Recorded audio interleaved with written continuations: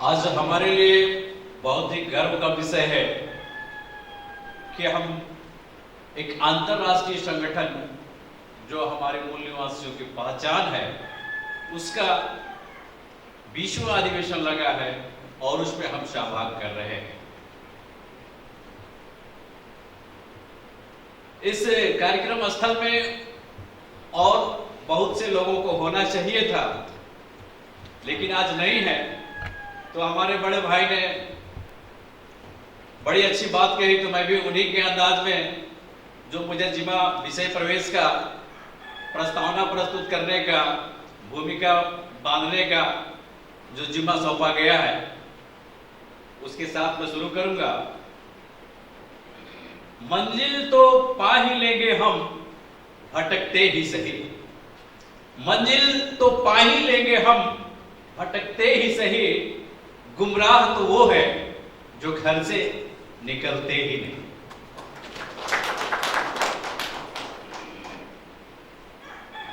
हमारे महापुरखे जिनकी तस्वीर पीछे लगी हुई है, कोटि सा नमन करते हुए मंचासीन हमारे सीईसी मेंबर मनोज सर और प्रदेश स्तर के तमाम मंचासीन हमारे वरीय पदाधिकारी, एसएससी मेंबर्स और दूसरे भी ऑफिसर्स विंग्स के जो लोग हमें व्यक्तिगत रूप से सभी का नाम न लेते हुए और मंच पर भी सहभाग करने के लिए विभिन्न जिलों के अध्यक्ष जिन्हें मौका दिया जा रहा है, उन सभी का स्वागत करता हूं। तत्पश्चात आप जो इस कार्यक्रम में सहभाग बन रहे हैं, आज तमाम साथियों को पूरे मूल निवासी समाज, हमारा जो संगठन है बामसेफ और इसके तमाम ऑफिसर विंग्स की ओर से तहे दिल से जय भीम, जय मूल निवासी।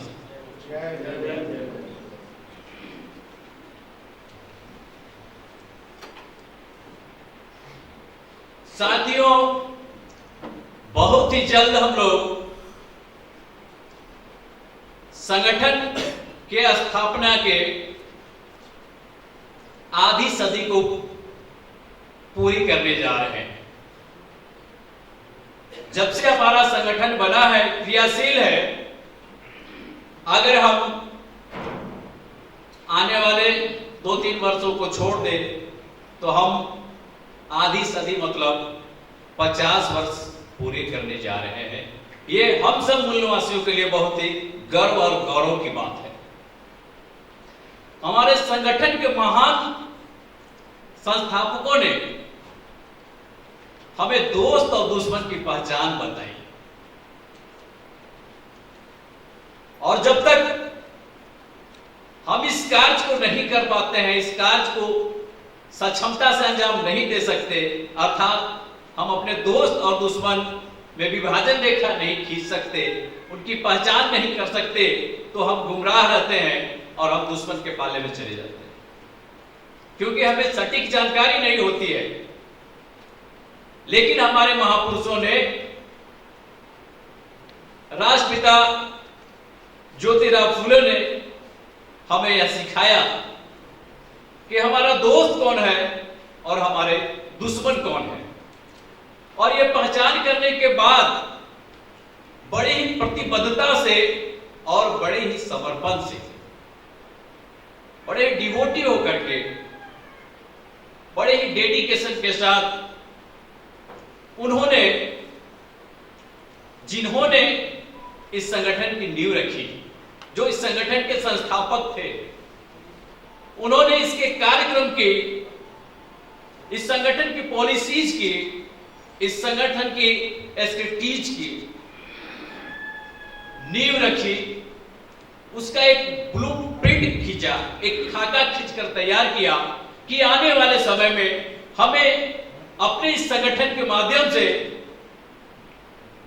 हमें इस देश का शासक बनाने के लिए, मूल निवासियों को इस देश का शासक बनाने के लिए इस संगठन के माध्यम से हमें किन किन कार्यों को अंजाम देना है।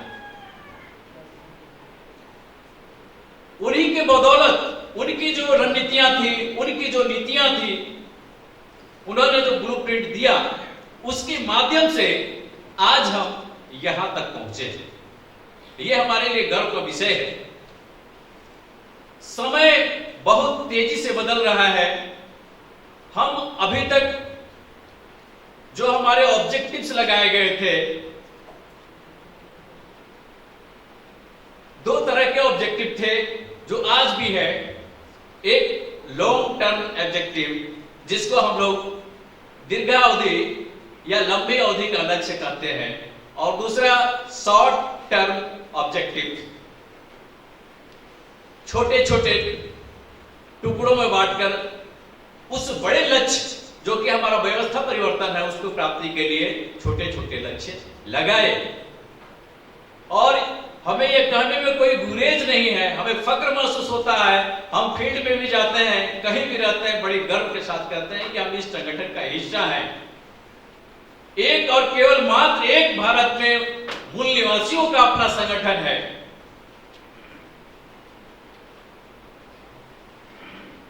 ऑब्जेक्टिव प्राप्ति की ओर हम अग्रसर हैं।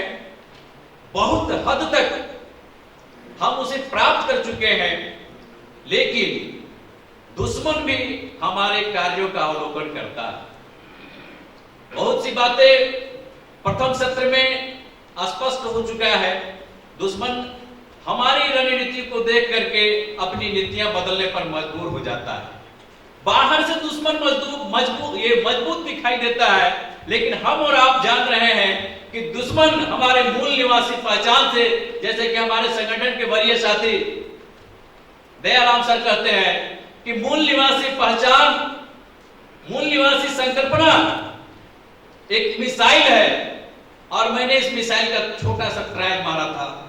मैंने एक दिन अपने मोबाइल के स्टेटस में डाला कि मूल निवासी संकल्पना एक मिसाइल है।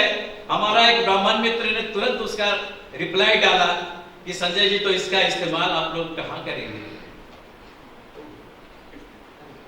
मैंने कहा वक्त आने पर आपको पता चल जाएगा कि इस मिसाइल का इस्तेमाल कहां करना है। दोस्तों, हमें करना नहीं, हो चुका है। वो मूल निवासी संकल्पना से इतना घबराया हुआ है कि इस देश में तथाकथित ब्राह्मणवादियों का जो संगठन है, जिसमें हमारे ही लोगों को भ्रमित करके, हमारे भाइयों को भ्रमित करके ओबीसी मोर्चा, अल्पसंख्यक प्रकोष्ठ, एससी मोर्चा, आदिवासी मोर्चा आदि आदि नामों से गुमराह करके रखा है, तो उसका जमीनी आधार अब खिसक रहा है। इसलिए बिना कहे मोहन भागवत को किसी ने दावत नहीं दी थी कि तुम्हें यह कहना है किसका डीएनए एक है, डीएनए के आधार पर कौन एक है, किसी ने नहीं कहा। हमने सिर्फ संकल्पना लगाई, इस बात को प्रचारित किया और उसको बैक फुट पर आकर के, डिफेंसिव आकर के कहना पड़ा कि इस देश के मुसलमान भी यहीं के मूल निवासी हैं, सबका डीएनए एक है। उसे तो यह डर है कि वो जानता है कि एसटी, एससी, ओबीसी और कन्वर्टेड माइनॉरिटीज इस देश के मूल निवासी हैं, उसको विदित है। नहीं मालूम तो हमारे ही गुमराह लोगों को नहीं मालूम है। इसलिए वह जानता है कि जिस दिन ये वाम सेफ वाले सभी को संगठित करने में, एकत्रित करने में और अल्टीमेट गोल की तरफ अग्रसर कर देंगे, उस दिन मेरी पहचान सबके द्वारा हो जाएगी और हमारा क्या हश्र होगा, साथियों, ये बताने की जरूरत नहीं है। तो हमारे संगठन के जो कार्यकर्ता है वो बहुत ही जुनूनी है, बहुत ही अनुशासित है, बहुत ही डेडिकेशन के साथ, बहुत ही डिवोशन के साथ फील्ड में काम कर रहे हैं। रात के समीक्षा के क्रम में हमने देखा कि वो डेडिकेशन, वो समर्पण दिखाई दिया। प्रथम सत्र में भी बहुत सारी बातें आई। तो परिवर्तन संसार का नियम है और जो नीतियां बनाई गई हमारे संगठन के द्वारा, संगठन के ऑफशूट विंग्स के लिए, फील्ड में काम कर रहे कार्यकर्ता के लिए, उसमें समय समय पर हमें भी सुधार करना होगा। जैसे हमारा दुश्मन हमारे रणनीतियों को, पॉलिसियों को देख के वह समझ जाता है, चौकन्ना हो जाता है और अपनी रणनीति बदलने पर मजबूर हो जाता है। तो हमें करना यह होगा कि यदि तू डाल डाल तो हम पात पात, और यह हम करके दिखा देंगे और इस देश के हम शासक बाबा साहब ने कहा था, जिस समय हमारे पास कुछ नहीं था, उस वक्त उन्होंने कहा था कि जाओ तुम अपने घर की दीवारों पर लिख दो तुम इस देश के शासक हो। और हम तथागत बुद्ध और मौर्यकालीन राजाओं के वंशज हैं। हम भीमा कोरेगांव के वीर शहीदों के वंशज हैं। हम सिंबल ऑफ नॉलेज के वंशज हैं। तो ऐसे ऐसे महापुरुषों के हम वंशज हैं और यह धरती या देश हमारा है। इसलिए संगठन में कुछ तब्दीलियों की, कुछ रिमेडीज की, कुछ ऐसे स्ट्रेटेजीज बनाने होंगे ताकि हम समय के साथ अनुकूलित होते हुए अपने आप को अभ्यस्त करते हुए उसमें धीरे धीरे सुधार करते हुए अपने अल्टीमेट गोल की ओर बढ़े। साथियों, हमारे कार्यकर्ता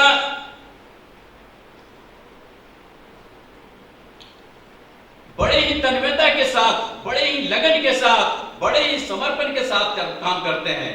परिस्थितियां जो भी हो, आज की जो उपस्थिति बतला रही है, परसाल खचाखच भरा हुआ है कि हमारे साथी बहुत ही समर्पण, डेडिकेशन के साथ काम करते हैं, जुनूनी हैं और सबसे बड़ा चीज ये है कि अनुशासित हैं। और अनुशासित रह करके हम इस लक्ष्य को एकदम से प्राप्त कर सकते हैं। और प्राप्ति में जैसे कि हमारे सर ने कहा कि ज्यादा नहीं, अब 10 साल, बस 10 साल में इस भारत की परिदृश्य को, इस तस्वीर को हम बदल देंगे। हमारा जो वास्तविक हक है उसे हम लेकर रहेंगे। तो ये साथियों तभी संभव है जब हम समय समय पर जो हमारी नीतियां हैं उसमें हम सुधार लाएं। और परिवर्तन जो है वह प्रकृति का नियम है। समय जिस तरह से चेंज होता है, परिस्थितियां जिस प्रकार से बदलती हैं, हमें भी उस बदलते हुए परिवेश के अनुसार अपनी नीति और रणनीतियों को बदलना पड़ेगा। तो आज का हमारे इस सत्र का, प्रतिनिधि सत्र का जो विषय है वह विषय है फूले अम्बेडकरवादी आंदोलन की समग्र सुधार रणनीति, एक परिचर्चा। ये जो आंदोलन हम चला रहे हैं, ये जो मिशन चला रहे हैं फूले अम्बेडकरवादी, इस आंदोलन में भी कुछ न कुछ सुधार की जरूरत है। कुछ इसमें भी अमेंडमेंट की, कुछ इसमें इंप्रूवमेंट की जरूरत है। और इस सत्र के माध्यम से, जैसा कि रात के प्रशिक्षण में हम लोगों ने, कल के प्रशिक्षण में प्राप्त किया, बहुत कुछ बातें आई हैं। तो बदलते परिवेश में संगठन की ओर से इस मूवमेंट को, इस मिशन को नई धार देने के लिए और कारगर ढंग से प्रस्तुत करने के लिए नई नई नीतियां बन रही हैं, जिसका खुलासा अब चंद कुछ दिनों में आपके समझ हो जाएगा, जिसका एक नमूना हम लोग कल देख चुके हैं। और इसके माध्यम से जो पूरे देश में हमारे कार्यकर्ता काम करते हैं, उनके मन में कौन सी बातें चल रही हैं कि इसमें और क्या सुधार होना चाहिए, इसी विषय को लेकर के ये हमारे लोगों के विचार को जानने के लिए कि इस आंदोलन में अभी और क्या सुधार की आवश्यकता हो सकती है। संगठन अपने स्तर से, सीसी अपने स्तर से वो कर रही है और करने के बाद हमारे बीच उस चीज को डॉक्यूमेंट के माध्यम से हमारे पास, कार्यक्रम के माध्यम से हमारे पास प्रस्तुत करेगी। लेकिन आज इस प्रसार में जो लोग बैठे हैं उनके मन में भी बहुत सारी बातें होंगी इस मूवमेंट के सुधार में।